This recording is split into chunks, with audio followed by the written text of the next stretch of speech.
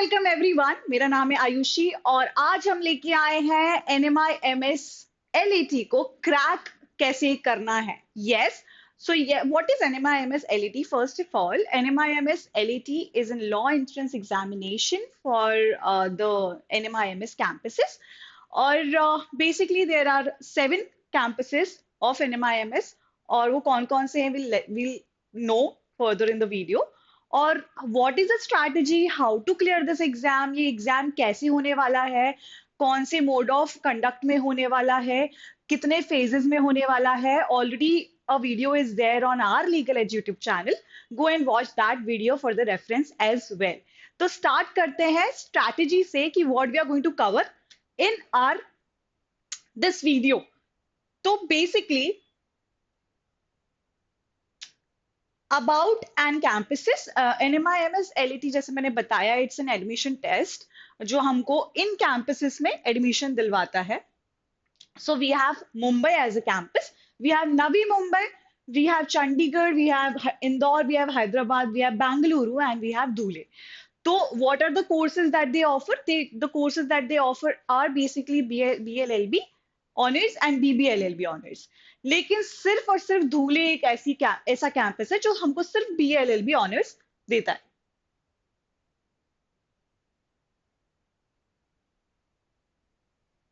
Okay, next up we have what is going to be the exam pattern. Exam pattern also, this exam is going to be conducted into 2 phases. ठीक है, तो ये हमेशा याद रखना, ये exam 2 phases में होने वाला है। और ये फर्स्ट आपको एग्जाम देने के लिए भी एक पूरा टाइम ड्यूरेशन दिया जाता है। आप उन डेट्स में से कोई भी एक डेट चूज कर सकते हो और उस दिन अपना एग्जाम जाके लिख सकते हो। ठीक है, तो 2 phases भी है, एग्जाम टाइम का ड्यूरेशन भी है। To know the details, there is another video, you can go and watch that video for the reference. Also, exam pattern क्या होता है? Is it similar to CLAT or AILET? It's somewhat similar to CLAT. Sections वही होते हैं जो CLAT में पूछे जाते हैं। वर्बल एबिलिटी होती है, हमारे पास क्यूटी होता है, we have legal reasoning, logical reasoning and GK and current affairs. ठीक है, ऑल्सो हर एक सेक्शन का marks are similar, 30 marks for each and every section. 150 marks का ये पेपर होता है और 120 मिनट्स में आपको इसको कवर करना होता है। ठीक है, ऑल्सो बेस्ट पार्ट इसकी ये होती है, there is no negative marking at all. तो bestest of the best part होती है कि no negative marking.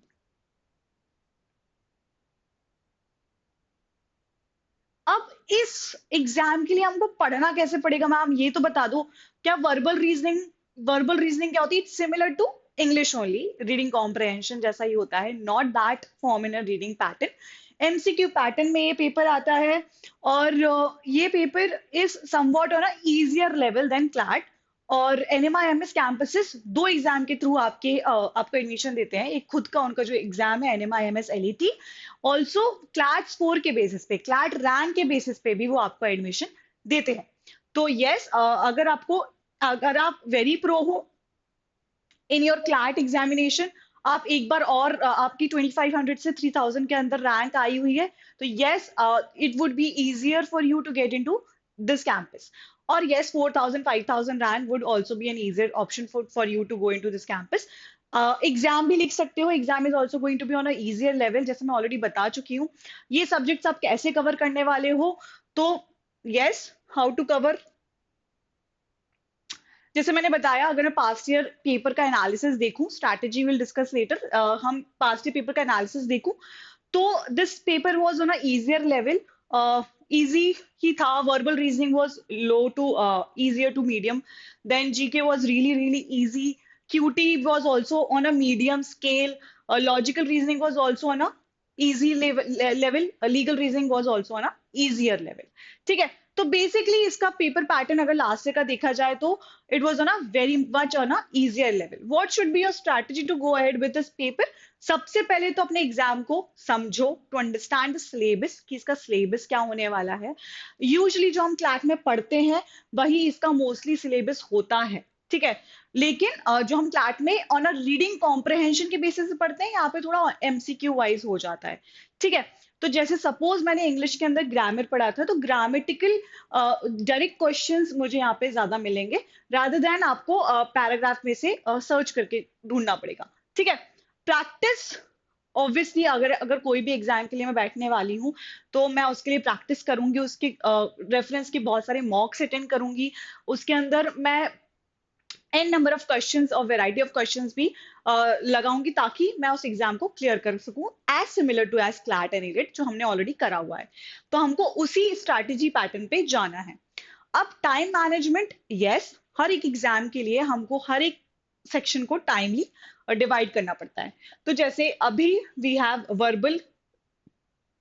Verbal reasoning, then we have LR, then we have logical reasoning, then we have QT, then we have GK and current affairs.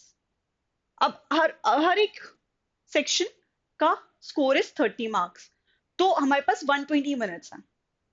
अगर मैं हर एक section को 20-20 minute भी दूंगी, it would be sufficient enough time for me to give 20 से 25 minutes मैं हर एक section को दूंगी, और यस दैट्स हाउ मेरा time management would be there. Next we have focus on your weak area. Suppose अगर मेरा QT is a weaker area, या फिर current affairs is my weaker area, तो मैं कहीं ना कहीं बाकी सेक्शंस में स्कोर करना ज्यादा प्रेफर करूंगी। ऑल्सो इस एग्जाम की बेस्ट पार्ट ये होती है कि आप इस एग्जाम को रीटेक में भी ले सकते हो, लेकिन आपको उसी सेट पैटर्न, उसी फेज का एग्जाम लिखना पड़ेगा। ठीक है। तो रीटेक भी कर सकते हो आप, एक नहीं 2 बार रीटेक कर सकते हो एग्जाम का, लेकिन हाँ उसकी फीस वुड बी डिफरेंट। तो जैसे मैंने बताया आपको, आपको एक पूरा बैंडविड्थ दिया जाता है towards to give this examination. आपको 1-2 महीने का पूरा बैंड देते दिया जाता है, तो आप उस पूरे बैंडविड्थ फ्रेम में आप एग्जाम को लिख सकते हो। ठीक है। तो यस वहां पे आपके लिए it would be a greater advantage. Next we have make notes while you study. हमने ऑलरेडी क्लैट के नोट्स बनाए हुए हैं, हमारे पास ऑलरेडी करंट अफेयर्स के नोट्स बने हुए हैं फॉर लास्ट ईयर, लेकिन अगर अभी भी आपने वो नोट्स बनाना छोड़ दिए हैं, तो go ahead and start making notes again.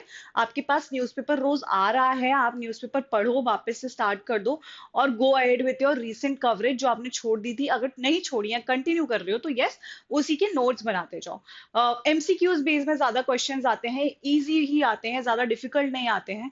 तो जो भी हेडलाइंस हैं, जो भी आपके नेशनल न्यूज है, इंटरनेशनल न्यूज है, जो जो हमेशा हेडलाइंस में अभी चल रहे हैं, those news would be relevant enough for you to study. ठीक है। तो वो आप कर सकते हो। Yes, read newspaper daily. तो नोट्स बनाओ, न्यूज़पेपर रखो अपने पास। ऑल्सो लॉजिकल रीजनिंग में अगर आपने ए आर नहीं कवर किया था अभी तक, तो ए आर कवर करने लगो, क्योंकि सारे एग्जाम्स में ए आर, अब जितने भी एग्जाम्स होंगे for the other law entrance examination में, आपको A R would be prevalent enough, आपको करनी ही पड़ेगी। हमने क्रिटिकल रीजनिंग ज्यादा किया हुआ है, क्योंकि हमारे क्लैट में क्रिटिकल रीजनिंग ज्यादा आता था, लेकिन अब मुझे ए आर आना चाहिए फॉर ऑल द एग्जामिनेशन। अब जितने भी एग्जाम्स आएंगे, आपको ए आर करना इज रियली इंपॉर्टेंट। तो कुछ अच्छे टॉपिक्स हैं, सिटिंग अरेंजमेंट है, कोडिंग डिकोडिंग है, पजल्स वाले क्वेश्चंस है, ऑल दीज क्वेश्चंस आप अच्छे से लगा लो, ताकि आप लॉजिकल रीजनिंग में एस कर सको।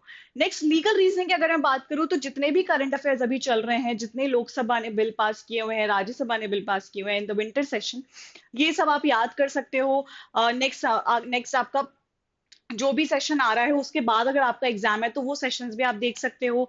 कोई भी नया जजमेंट पास हो रहा है, कोई भी नया एक्ट आ रहा है, anything amended into the acts, any legal framework जो भी करंट में चल रहा है या लास्ट ईयर करंट में चला था, तो उन सब के ऊपर you go through once again, एक एक लाइन पढ़ लेना, know to know more facts. अब उसके बारे में थ्योरी भी ऑलरेडी आपके नोट्स होंगे, तो उसको भी पढ़ लेना, रिवाइज कर लेना। I think that would be sufficient enough for your legal reasoning part. QT अब की अगर मैं बात करूं, तो यस क्वांटिटेटिव टेक्निक्स में आपके जितने भी मेजर मेजर टॉपिक्स हैं, percentage, ratio and proportion, probability, ये सारे जितने भी आपके टॉपिक्स हैं major major, simple interest, compound interest, an number of और भी एवरेज, तो जितने भी आपके टॉपिक्स हैं इनको कवर कर लो वापस से। यही क्वेश्चंस आपको ऑन अ वेरी सिंपलर या फिर थोड़े से मॉडरेटली हाई आएंगे, एकदम टफर लेवल पे क्वेश्चंस नहीं आते हैं इन एनएमआईएमएस एलईटी। तो इतना ज्यादा घबराने की जरूरत नहीं है। अगर आप क्यूटी में उतने अच्छे नहीं हो, अगर आपको बेसिक भी क्यूटी आती है, that would be sufficient enough. ठीक है। I think I have discuss all the सारे सारे सब्जेक्ट्स के बारे में आई डिस्कस ऑलरेडी। और आई रियली होप कि इस एग्जाम को आप उतने टफ लेवल पे ना सोचो। इट्स अ नॉर्मल एग्जाम, आप जाके दे भी सकते हो, प्लस आप रीटेक भी ले सकते हो। तो सबसे बेस्ट बात है रीटेक लेना। So yes, I really hope you like this session. All the best for your examination और other law entrance exams की dates पे अपने forms fill up कर देना, क्योंकि अब अगर आपका ये supposedly second drop है तो फॉर श्योर आपको एक कॉलेज में जाना ही चाहिए। अब तो इट्स हाई टाइम। आप उसके थ्रू भी आप क्लैट दे सकते हो, लेकिन आपका फर्स्ट ईयर ड्रॉप भी है, तो आई वुड सजेस्ट कि आप जाके एग्जाम्स दो। Just have an experience of the examination. और अगर आपके जस्ट अब बोर्ड होने वाले हैं और आपको लग रहा है कि यार मेरे को क्लैट लिखना पड़ेगा वापस, और मैंने अभी भी क्लैट लिखा था और अभी भी मेरे पास बहुत टाइम है, मेरे बोर्ड्स भी चल रहे हैं, बोर्ड्स के बाद भी डेट्स हैं बच्चे, तो अब ये टेंशन मत लो, आप बिल्कुल जाके एग्जाम लिखो। Other law entrance exam would always give you an experience of sitting in the examination. So I would suggest you guys to go and give all the other law entrance examination. That's it from my side. Thank you so much, and please subscribe to our Legal Edge YouTube channel.